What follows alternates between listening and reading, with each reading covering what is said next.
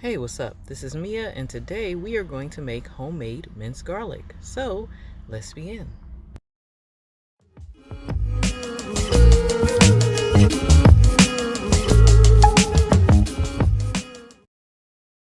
So, I don't know about you guys, but I am a fan of garlic. I love garlic, and I use it in a lot of my dishes. The downfall is when you're buying things like minced garlic, it can get pretty costly. So, what I decided to do was actually buy some whole cloves and mince them myself to see if I could save some money. So, that's what we're starting with today. Okay, guys, so I'm pretty stoked because I'm growing garlic in my backyard as we speak, and I was just trying to find different ways and methods that I can preserve it. So, here we are mincing garlic. So, mincing your own garlic is not hard, but it is a process. And to help, it's a process that really involves some very basic ingredients. So, the first thing I had to do was prep the garlic. This consisted of me literally taking each whole piece and breaking it apart into cloves. After I did that, I discarded the skin and then I was able to move on to the next step. After I broke the garlic down into cloves, then I took a knife and I laid the clove on the side and I actually used the back or the side of the knife to push it down and kind of break the garlic up. The purpose of doing this was to make it a lot easier to remove the rest of the skin off the garlic clove. So as you're removing the skin with the knife, you want to make sure that the blade is pointed away from you and that your hands are kind of spread out so you won't cut yourself. So the next thing I did was remove the skin off of the garlic cloves. Now, sometimes it's very simple to do this. However, there was times where I had to kind of snip the ends off of each clove. Keep in mind that garlic can get pretty sticky, and I think this is why a lot of people rather just buy it minced. But I will say this, as I was working with it, it was sticky, but it smelled so good compared to the store-bought items. After I was done peeling, everything was ready to go to the processor. So I got my garlic, I got my extra virgin olive oil, and I added some pink Himalayan salt to preserve it.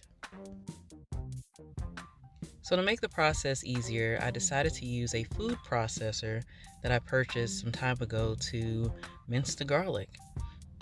Now to keep it simple, I just put the garlic in the food processor, then put a little bit of olive oil, and I'm in about I would say a half a teaspoon to a teaspoon of Himalayan salt. Now keep in mind that depending on the salt, it could taste saltier or the taste can vary.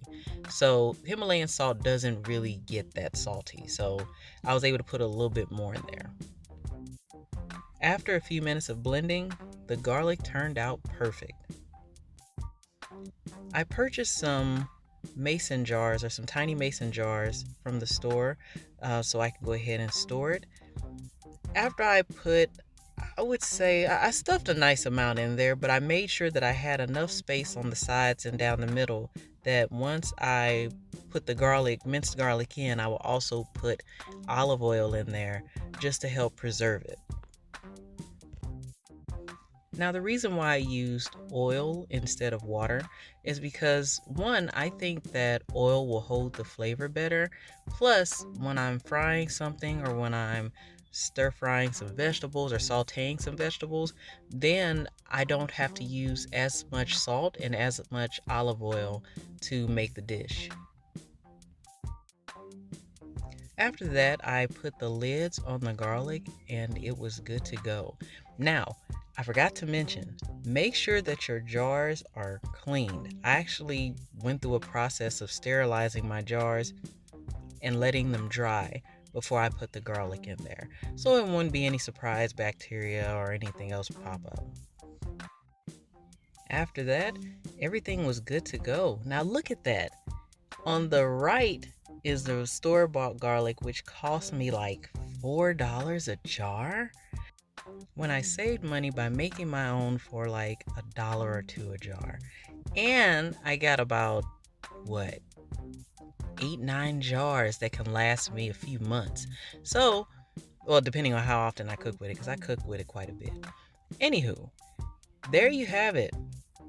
Making your own homemade minced garlic. I hope you guys enjoyed the video, and I hope you guys give this a try and let me know. If you did something different, let me know in the comments below, because I'm always willing to learn. Well, that's it, guys. Thank you for tuning in. If you have not already, go ahead and hit that subscribe button, notification button, and like button, and love button, and all that good stuff, because we appreciate it here on Cranberry Vintage. With that said, you guys have an awesome day and stay super-tastic. Bye.